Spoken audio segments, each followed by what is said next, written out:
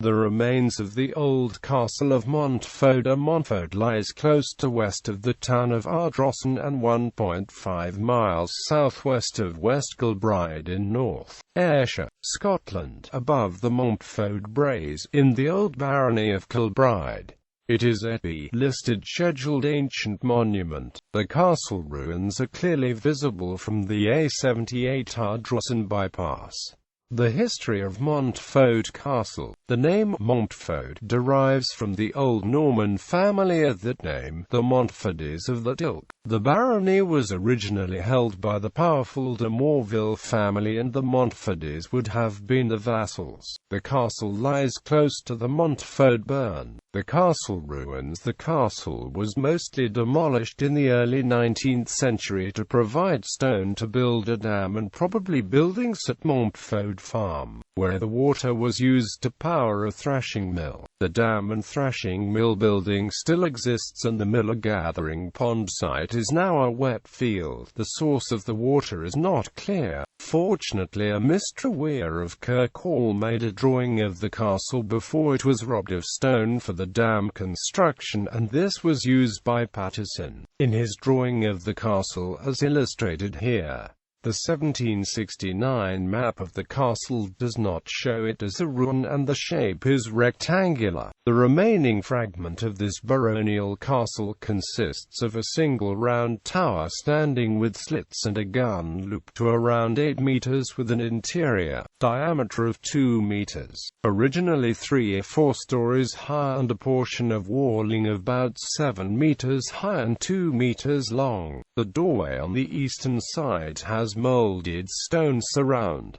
The tower and wall are of rubble masonry and 0.7 meters thick. The position of this tower, situated upon an exterior angle, may indicate that the building was of a Z-plan construction. Paterson describes the castle as having been a large oblong building.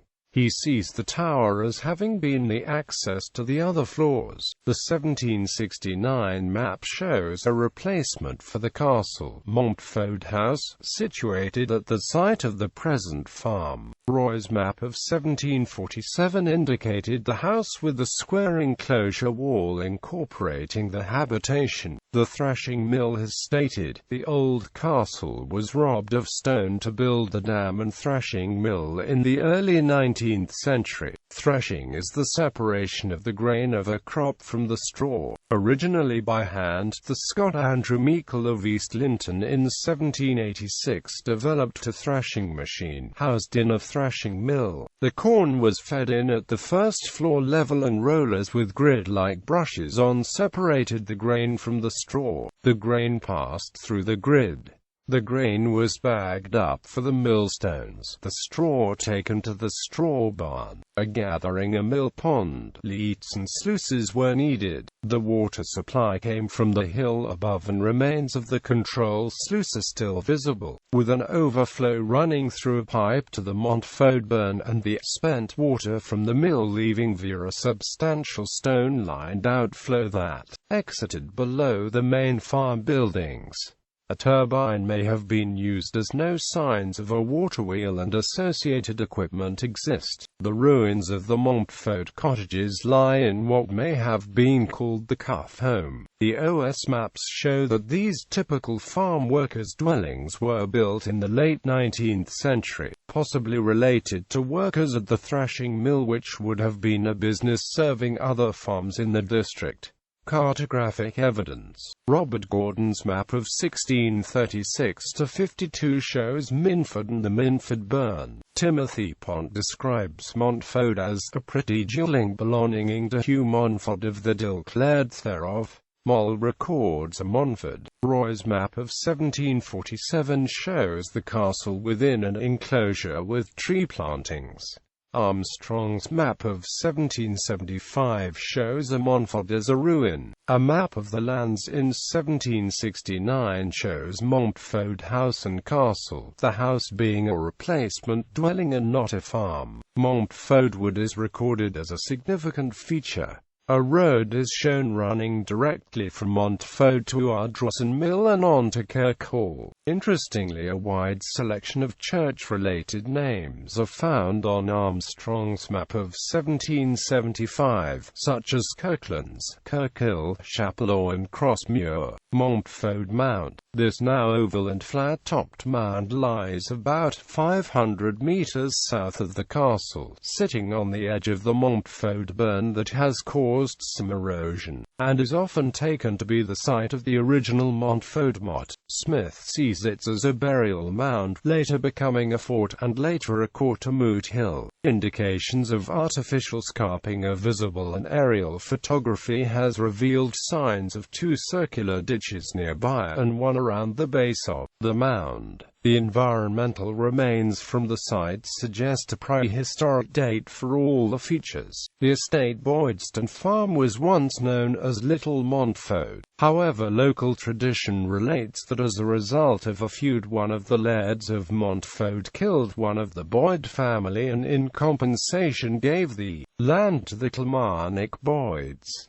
The site of the murder was still well known in the 1860s, pointed out as the Cuff Home. The property was recorded as a 10-merk land. Headley Burn is recorded located on the left hand of the Noddle Burn in Largs as belonging to the Laird of Montfode. The Laird of Bishop Thune purchased lands from the Laird. Langhurst near Largs was held by John and later Hugh Montfode as a 5-merk land of old extent with commonage in the Common of Leisures, the 31st of May, 1600. In 1600 the 5-merk land of Griffiths Castle Montford is recorded, and in 1619 a 5-merk land of Sidestone is recorded as being possessed by the Laird of Montford. In 1467 King James III granted to Thomas Earl of Arran a large number of properties, including the lands of Monfode. In 1482 an instrument of Sassin was signed in favour of James Lord Boyd at the chief messuage of Montfode at 9 a.m. The 1691 hearth tax rolls record the following number of hearths associated with the estate: the House of Montfode 4, John Paterson 1, William Boyd 1, Matthew Crawford 1, Hugh Boyd, Elder 1, Robert Miller 1, Hugh Boyd, Younger 1, James Gilliland 1, John Boyd 1, John Wood 1.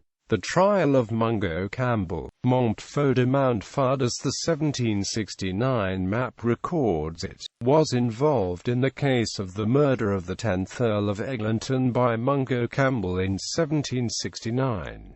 John Brown, tied officer, a tied waiter at Saltcoats, gave evidence that on the day of the Earl's death, Tuesday the 17th of October 1769, he was walking with Mungo Campbell and they passed through the grounds of Montford, and thereafter crossed to Burn, which is the march between Montford and the Earl of Eglinton's property, and went through Lord Eglinton's ground towards the sea. Quote, "They did not go through the fields, but went along an old kirk road which had stiles over the dykes to allow pedestrians to pass easily. It is clear from the 1769 map which route this kirk church road followed northwards from Montfode. For the South Mungo the route ran through lands owned by Dr. Miller and Mr. Weir of Kirkhall. Mungo had permission from Dr. Hunter to shoot on the lands of Montfode, as well as preserve game and prosecute poachers. On this day they were hunting for woodcock in the glen of the Montfode Burn, and after crossing the Montfode Burn they walked briefly through the Earl of Eglinton's property before reaching the beach. Mungo Campbell was accused by Alexander, 10th Earl of Eglinton, of poaching on his land, and the result of this incident was the death of the Earl from a gunshot wound as a result of Mungo Campbell firing into his bowels. Associated families. The Montfode lairds a Norman family. The name has many spellings, such as Monfode, Montford, Monfode, Monfode, Monfode, Monfode, Montfode, etc. In 1417 Finlam de Montfode the Reodium is recorded as being a member of a jury of 15 who decided upon an action between the royal borough of Irvine and William Francis of Stane Castle. In 1509 John Montfode is heir and acted as a witness in conjunction with William Abbot of Kilwinning. In 1511 John Montfode, younger of the Dilk, together with Hugh, Earl of Eglinton, and several others acted together against John Scott, a burgess of Irvine. They came to his house, assaulted his wife, striking her and pulling out much of her hair, taking the burgess to the toll booth as a thief, imprisoning him for 6 hours, possibly at Montfode, and then putting him in the stocks. In 1526 James Montfode was accused of taking part, together with the Earl of Eglinton and others, of murdering the Laird of Auchenharvie. James Montfode of the Dilk was killed at the Battle of Pinkie on the 10th of September 1547.